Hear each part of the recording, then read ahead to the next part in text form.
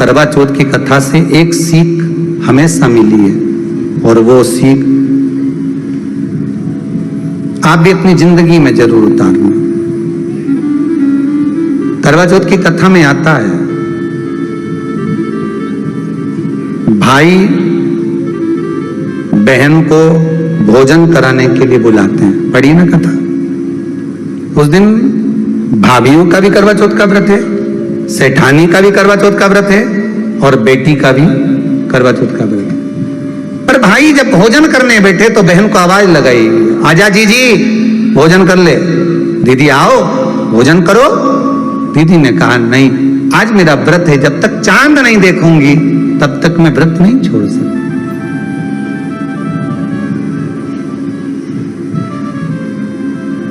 चंद्रमा देख लूंगी, अर्घ दे दूंगी, पूजन कर लूंगी, तब मैं व्रत छोड़कर फिर भोजन कर लूंगी। भाई भोजन की थाली से उठे, भोजन की थाली से भाई उठे।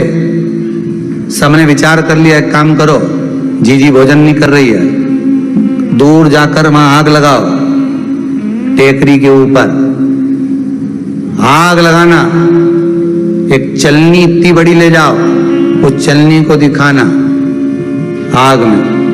मैं जीजी से कह दूंगा, वो चांद निकल गए और जीजी अर्घ दे देगी, अर्घ दे देगी, भोजन कर लेगी। बेचारी कब की भूखी, सुबह से उसने कहीं खाया नहीं। ये व्रत वाले दिन सबको बहुत दया आती है, बाकी के दिन कहां चले जाते हैं।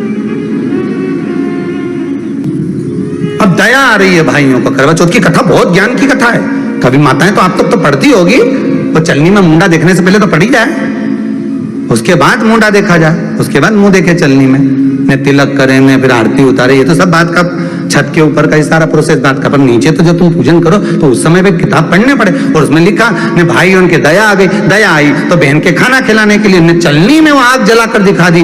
तो इतने में बहन ने अर्घ दिया तो भाभी उन खड़ी थी, हाथ जोड़कर कहा, जीजी तुम्हारे भाइयों ने तुम्हारे लिए वहां आग लगाई है और चलनी में मुख दिखा रहे हैं, मत अर्घ दो, ये झूठा है अर्घ, तुम ये चांद नहीं है भाभी। जीजी मानो तो ननंद को समझाया, पर प्रेम इतना ज्यादा था भाई बहन का, सुनी नहीं। अब कथा कह रही है, भाभियों समझा रही है ननंद को, करवा चौथ की कथा में लिखा है। आप लोग कहोगे कि सियोर वाला महाराज कहां से बोल रहा है, तो करवा चौथ की कथा में से पढ़ लेना। भाभी ने समझाया, मत करो पूजन, ये गलत है, नहीं मानी। तुम तो हमारा आहित चाहती हो, कर दिया पूजन, अर्घ भी दे दिया, जाके भोजन कर लिया। सब तरह से गणेश जी का अपमान हो गया, बर्बाद कर दिया भगवान। रोने लगी, बिलखने लगी। पूछा, अब मां के गले लगकर रो रही थी सेठानी के मां, बर्बाद हो गई मैं, सब कुछ नष्ट हो गया। मां की आंख में आंसू थे। गलती क्या हुई है कुछ मालूम है? मुझे लगता है कि पिछले वर्ष जो करवा चौथ पर पूजन करी थी तो भाइयों ने आग जला दी थी, ये भाभियों ने कहा था। तो सास बोली, तेरी भाभियों ने तुझे पहले नहीं बताया? नहीं मां, मैं अर्घ दे रही थी तभी भाभियों ने कह दिया था कि यह चांद नहीं, तुम्हारे भाइयों ने तुम्हें भोजन कराने के लिए चलनी में अग्नि दिखाई है। तो बेटी गलती तो तेरी है ना। सवेरे से लेकर शाम तक जब भूखी रही, 8 बजे तक भूखी रही, 9 बजे तक भूखी रही, ने टोरा टोरी ने छोरा छोरी के बार बार छत पे भेज रही, देखे तो आया कि नहीं आया, देखे तो आया कि नहीं आया।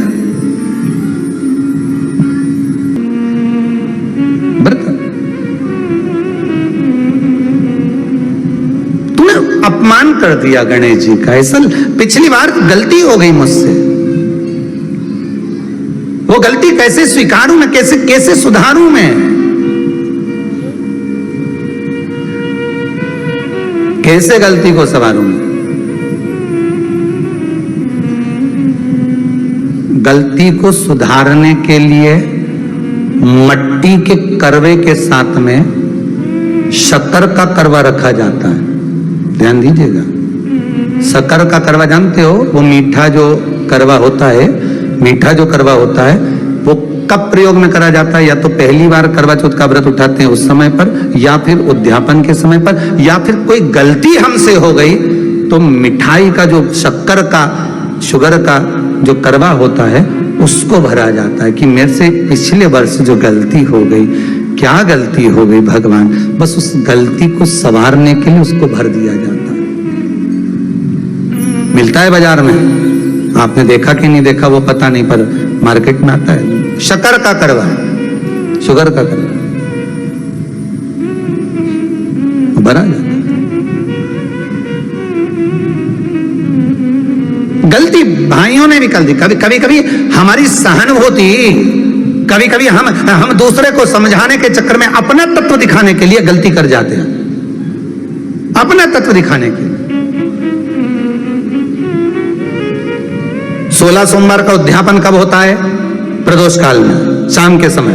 हम पूजन करने कब बैठ जाते हैं? दोपहर में 12 बजे, 1 बजे। हरतालिका तीज की पूजन का पहली पूजन कब होती है? प्रदोष काल में। प्रदोष के बाद करते रहो। कई लोग पूजन कर लेते दोपहर में 2 बजे। चाय पीना पड़ेगी, भूख लग रही है, कुछ खा लूंगी, मना नहीं, पर समय का भी तो भान करो। दुकान खुलने का भी एक समय होता है 8 बजे, दुकान बंद करने का समय होता है 10 बजे, कथा का समय होता है 2 बजे से 5 बजे तक। सबका एक समय होता है कि इतनी बजे से इतनी बजे तक रहेगा। उसी तरह हर पूजन का विधान है, समय है। सुबह 4 बजे से लेकर रात्रि के चंद्र आए जब तक आप भूखे रहते हो करवा चौथ के दिन। फिर जल्दी किस बात की है? क्यों इतनी जल्दी है? वहां जाओ, वहां देख के आओ चांद आया कि नहीं, वहां जाओ, वहां देख के आओ चांद आया कि नहीं आया। अगर भगवान को दर्शन देना है और तेरे व्रत में अगर प्रबलता है तो भगवान तो छत के ऊपर पर आकर खड़ा हो जाएगा। तो विश्वास तो रख, भरोसा तो रख पति की लंबी उम्र के लिए। अच्छा, ईमानदारी से बोलो, तुम्हारे भूखे रहने से पति की लंबी उम्र हो जाती क्या? अरे बोलो तो सही है, तुम्हारे भूखे रहने से पति की उम्र बढ़ेगी? शिव महापुराण की कथा कहती है पति की उम्र तुम्हारे भूखे रहने से नहीं बढ़ती, पति की उम्र तुम्हारे मीठे बोलने से बढ़ जाती है।